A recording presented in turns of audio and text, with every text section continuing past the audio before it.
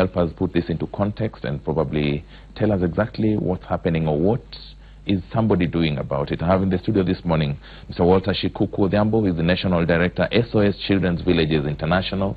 Morning, Mr. Morning, Odhiambo. And of course, in my extreme right, Miriam Musyoka. Miriam Musyoka is also a member of the SOS Children's International, Villages International. She's actually the National Family-Based Care Manager.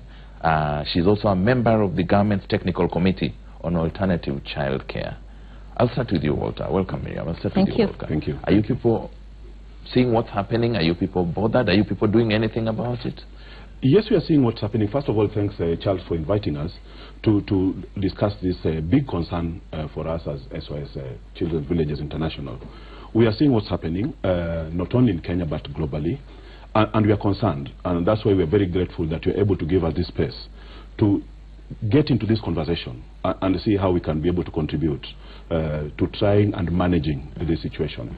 SOS Children's Villages, as you know, wants children to belong to a family.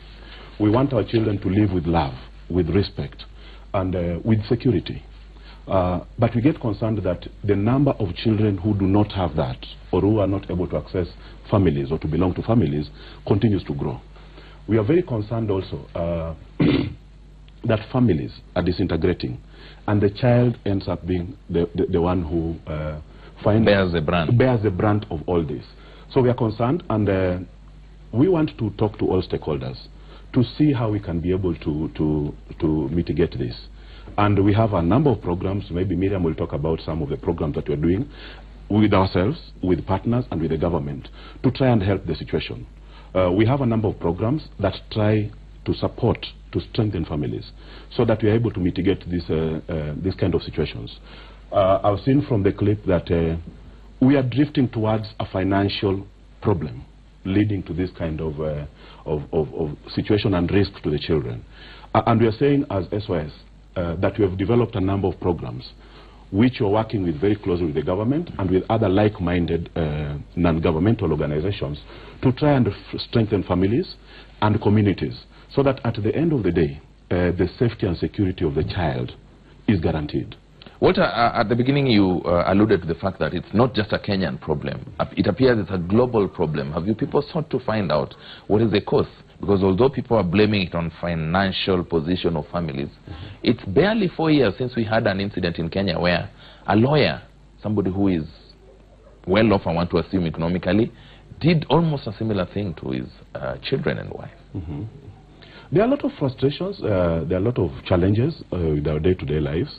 We are trying to do a research on that to find exactly, because we've established that we have death, we have financial challenges, as we've already said, we have disease, we have unemployment. The unemployment situation is tricky in the country and globally as well. We have financial jobs. You find insecurity, the economy. The economy sometimes is not stable enough to be able to take care of our aspirations as family units.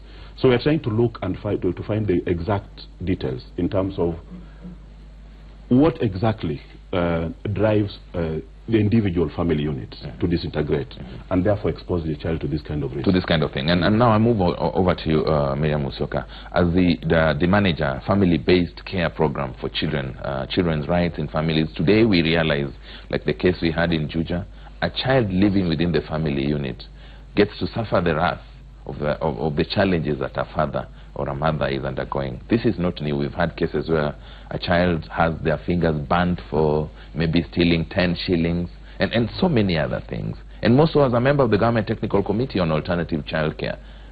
Anything you people are doing about it? Okay, thank you so much, Charles. I want to say that SOS Children Villages, we advocate for upholding of children's rights. Basically because the children, they are right orders, and the adults actually are the ones who are supposed to provide care and protection in a family setup. However, abuse of children happens even within the family setup, basically because of a variety of issues. But currently, due to economic strain, we have what we are calling neglect. children are usually neglected by the very adults who should provide care and protection to them. They are also not provided that enabling environment to grow. If a family setup they're lacking economically, then that one contributes the children to be abused in the family setup. However, on the other hand, if the family setup is well off, there's also likely to be an abuse because the children, they are neglected, they're left alone, and that one makes them vulnerable, and they're prone to abuse at the end of the day. So basically, it's not only the factor which is economic factor which is contributing basically to child abuse. There are a variety of factors which are contributing to the abuse of children.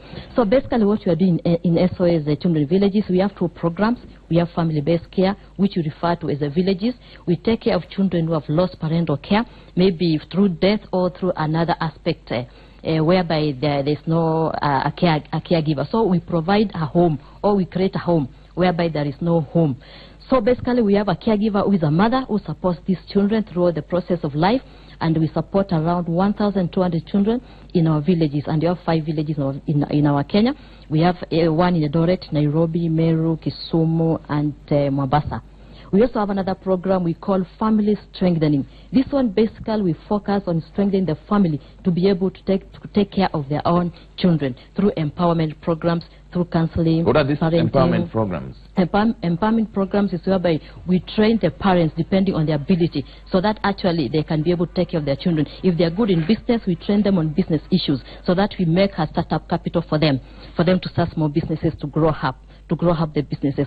We also do parenting skills, whereby we equip the parents to be able to... You teach people how to be parents? Not to teach them, but to give them skills, because every home is different, but you can be equipped with the skills to be a better parent. Families are different. However, the skills, they can be instilled to enable the environment in which the child is growing to be a better place for the child to grow and thrive. Basically, all of us parents, we have different issues, not only economical, some are psychological, some are social, some are spiritual, for those who are aligned to that aspect of life. So all these areas, they need to be addressed holistically in a way in which we are going to empower the parents themselves to be able to take care of the children, not forgetting the family is the smallest unit of a society, and if it disintegrates... If the family loses value, the society loses value. Of course, basically it is like that, and through the community as well. So we are focusing to strengthen the families so that they be able to take care of their children. Walter, sorry Miriam. Walter, Miriam has alluded to the fact that you people at SOS Children's Villages International, you're taking care of about 1,200 children as we speak. That is in the villages. We have more in the community. The villages. Yes. We have outreach. The numbers seem to be on the rise. True. I mean, what's going to happen? That's true. That's why we are running our family strengthening program, whereby currently we are targeting 14,000 children. I've said these children, they are living in their families.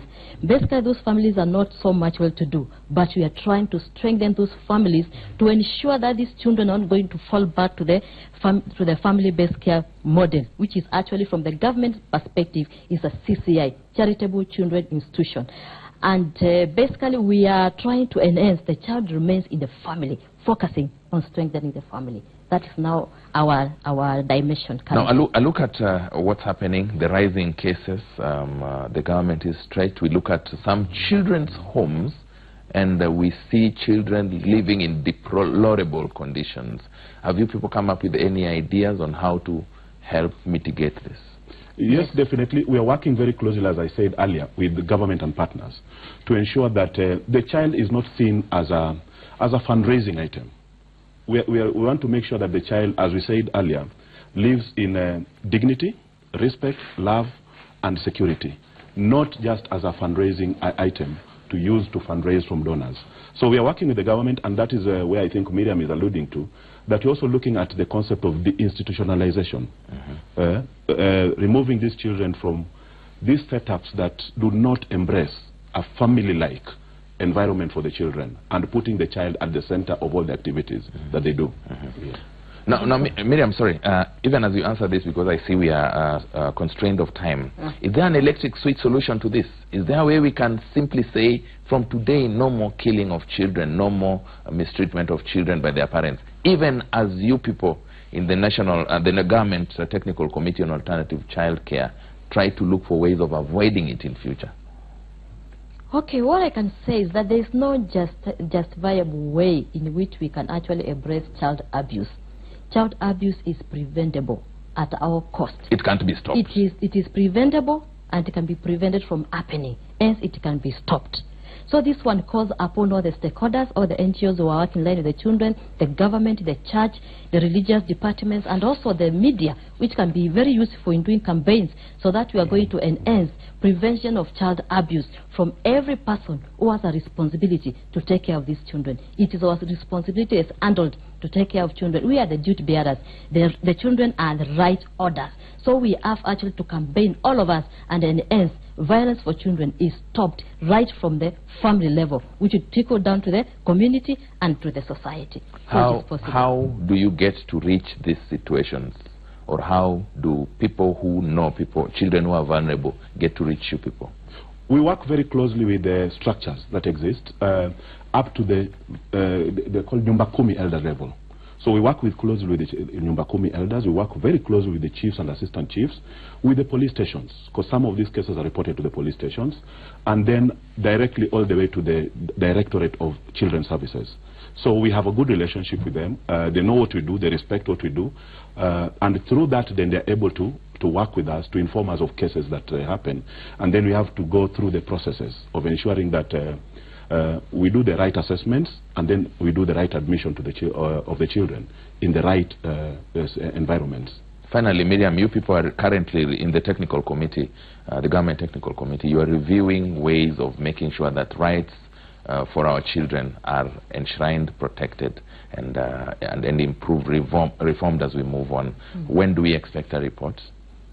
Okay, currently what we are doing in Alternative Care Technical Working Group, we are basically embracing placement of children in different care options, which include kinship, giving it the first priority because it is within our culture and our practices.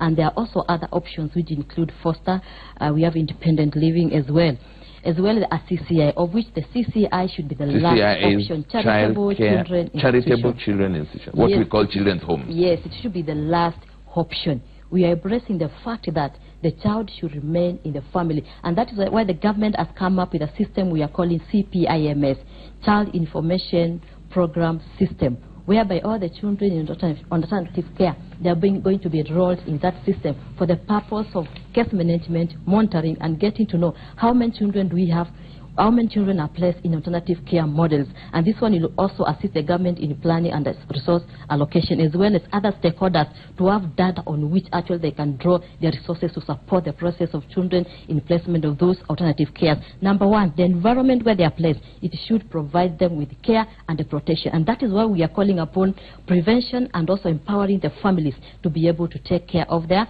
children, and this one is done through our programming as well. And also we have a reporting structure of children who have been abused, which is also linked to the government and also the AAC, that is Area Advisory Council at the community level. That's the lowest level of information where the government trickles it upwards. So we are working closely with the AAC, and also we have our internal for SOS, for reporting and responding. So our 4 pillars for child protection is basically embedded on creation of awareness, prevention, reporting, and responding. So if we work around those pillars of child protection within SOS and also in the community, we are able to ensure a safe environment for children to grow and thrive.